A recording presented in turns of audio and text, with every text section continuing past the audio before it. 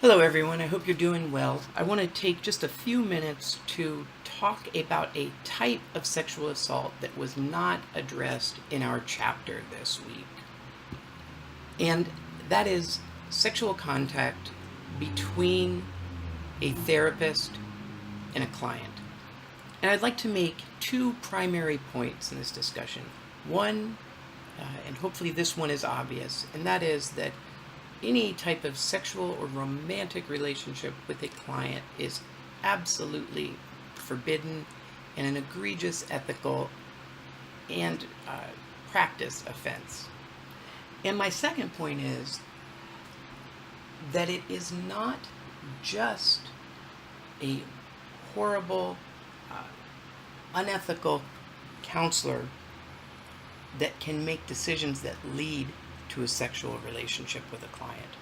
In other words, we might think that only a monster would take advantage of a client and use that relationship to advance their sexual interests. But in fact, a series of bad decisions by a good counselor and a good person can lead to a situation in which very regrettable things happen in order for it to be safe and effective. Uh, he once said, "The analyst must be aware that he's working with highly explosive forces and that he needs to proceed with as much caution and conscientiousness as a chemist."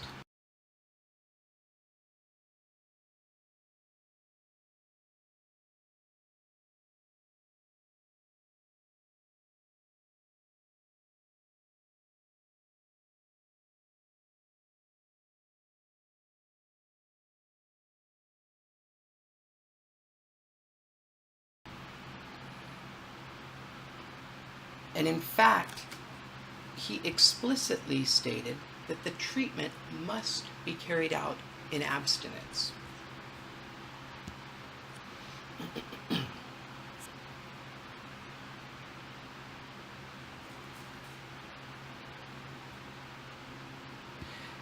Now, here's where things get interesting, uh, because my understanding is that when Freud made these statements, he was in fact communicating to his colleague and protege, Carl Jung. If you all aren't familiar with Carl Jung, he was another early psychoanalyst. He was aligned with Freud very closely and studied under Freud for a long time. He eventually went his own way. They had a falling out, which happened actually with many of Freud, of the people that Freud mentored. And Jung went on to develop his own school of psychodynamic thought. There's actually a sort of a gentler, kinder version of psychoanalysis. So my point in that is that Jung was a very important individual to the development of early psychoanalytic theory, psychodynamic theory, I should say, and he's thought of as a good and kind person. Generally, when folks hear the name Carl Jung, they don't think of a hard or callous individual. Nevertheless, as I mentioned, Freud was advising, as I understand it, Jung that the treatment must be carried out in abstinence. And what prompted Freud to say this to Jung? Well, Jung had a relationship that was inappropriate with one of his patients. And actually, it was a patient that Freud had as well at one point. And this is a young woman named Sabina Spielrein. And Jung, by all accounts, fell in love with Ms. Spielrein, and they carried on an affair for some time. I should say as a disclaimer, the only evidence we have for this is the letters. And obviously, the letters don't prove that he had a sexual relationship, but it is fairly strongly implied. In any case, Jung developed a relationship with this young woman in which he felt that his mind was torn to its very depths, that he who had to be a tower of strength for many weak people became the weakest of all, and he begged Sabina to forgive.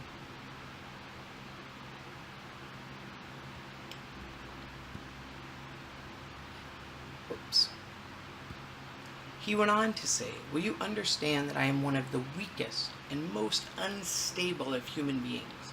And will you never take revenge on me for that, either in words or in thoughts or feelings? I'm looking for someone who understands how to love without punishing the other person, imprisoning him, or sucking him dry."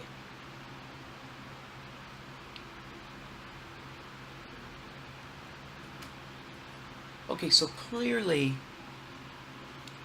this is an inappropriate relationship with a client. And it is one that occurred between a client, Ms. Spielrein, and one of the early founding fathers of psychiatry. And as I mentioned, he was a kind and, by all accounts, a decent man. So how could this happen? How could... Well, there's a long history, unfortunately, of sexual relationships between therapists and patients or clients. And the reason that they are forbidden is not just for moral or ethical concerns, but also for clinical concerns. There's a strong research basis for not having sex with clients. The result of the sexual relationship with one's therapist can often manifest as a distinct syndrome where the person, the client, manifests symptoms very similar to the types of symptoms that someone might develop if they're a battered spouse or victim of incest, rape, or child abuse.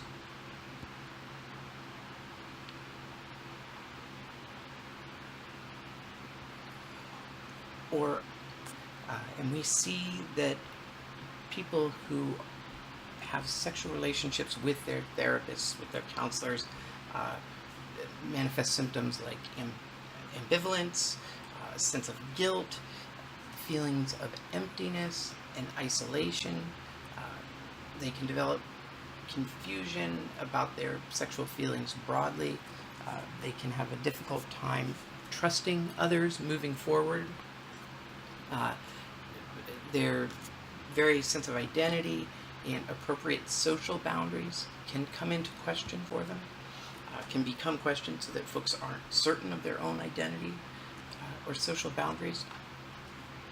Emotional lability, so where people's emotions swing from one end to the other, suppressed rage, increased risk for suicidal ideation and suicide, flashbacks, nightmares, and other PTSD-like symptoms.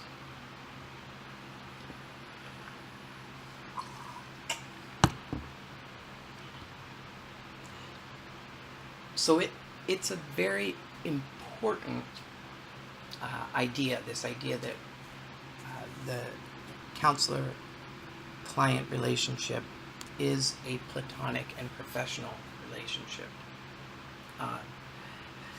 Yet, it is still something that occurs with more frequency than the field really should be proud of. And so how does this happen? Because no doubt most therapists at some point in their education, their training, or their continuing education have been made aware of the risks and harm that can arise from a sexual relationship between a therapist. Excuse me. A few types, if you will, of sexual relationships that emerge in the literature. And if you bear with me here a little bit, I'll explain that a little bit more. So one type, if you will, that is what I would call morally unambiguous. So, a type of sexual relationship between a counselor and a client that is clearly wrong, that anyone could see from any perspective that this is wrong and this should not occur. So that's what I mean by morally unambiguous. And that would be a sexual relationship that involves force or threats, intimidation, applying a client with alcohol or drugs, fraudulently lying to a client and telling them that sex is part of therapy, exploiting a client who maybe for various reasons doesn't have strong boundaries and sense of self, and exploiting that in kind of a predatory way to meet, for the therapist to meet their own sexual needs. These are all sexual relationships that are morally unambiguous, that are clearly wrong, that anyone looking without any understanding of therapy or counseling would have a pretty good sense that that's not okay. That's wrong. Well, then we have the other type of sexual relationship. And this is where it can be perhaps a little more complicated.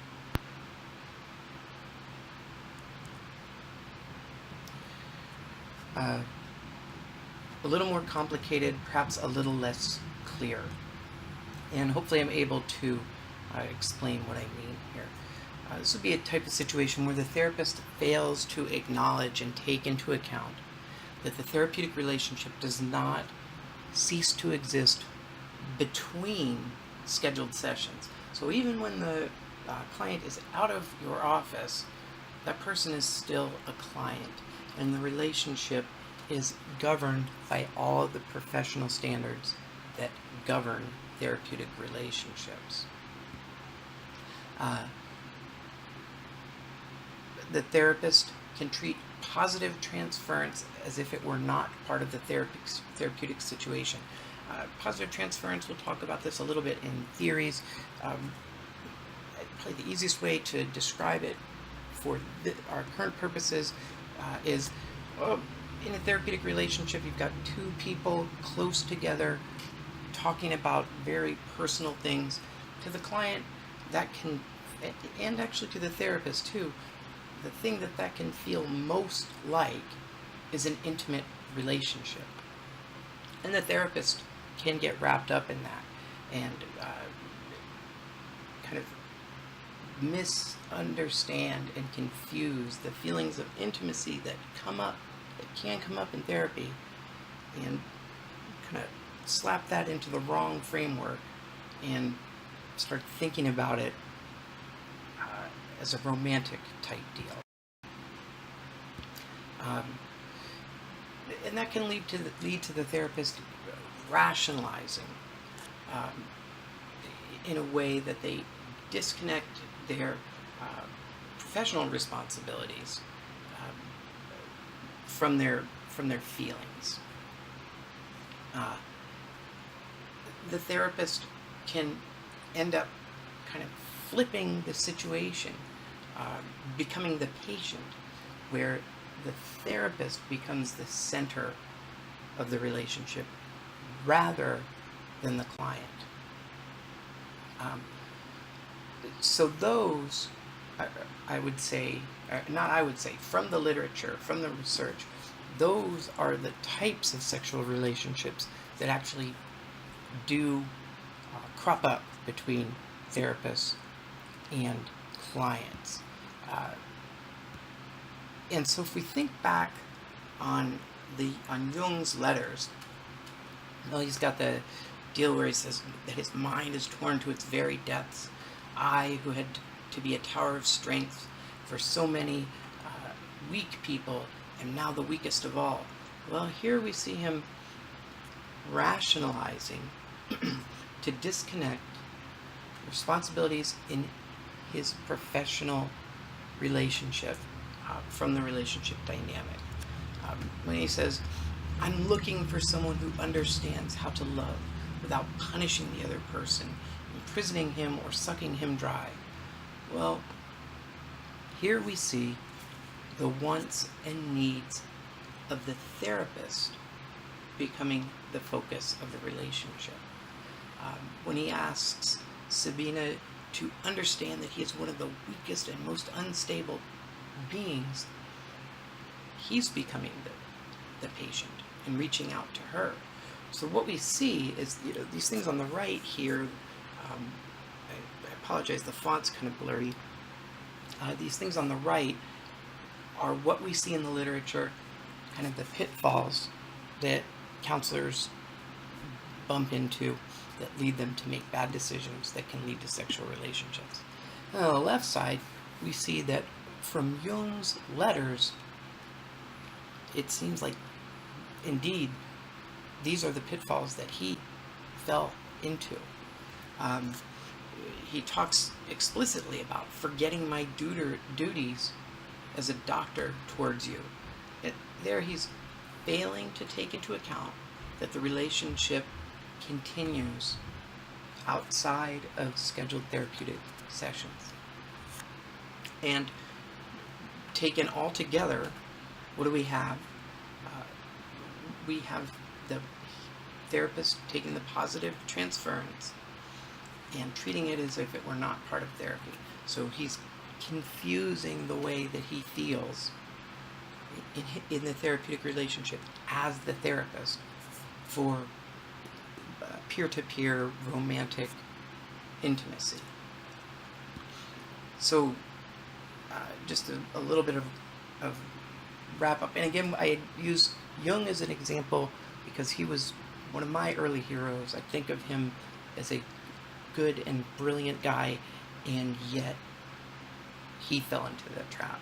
So if Carl Jung can, then we see that it could happen to many different counselors, and not just counselors with really screwed up morals. In any case, just to, in summary, or looking back, what happened with Jung and Sabina? Well, she recovered. She actually went on to medical school, and she became a Freudian analyst, which, given the historical rivalry back in the day between Jung and Freud, is a little bit of justice, because certainly Jung wouldn't have been happy with her ending up in the Freudian school. So again, thanks for your time, you all, and I'll talk to you all soon. Bye-bye.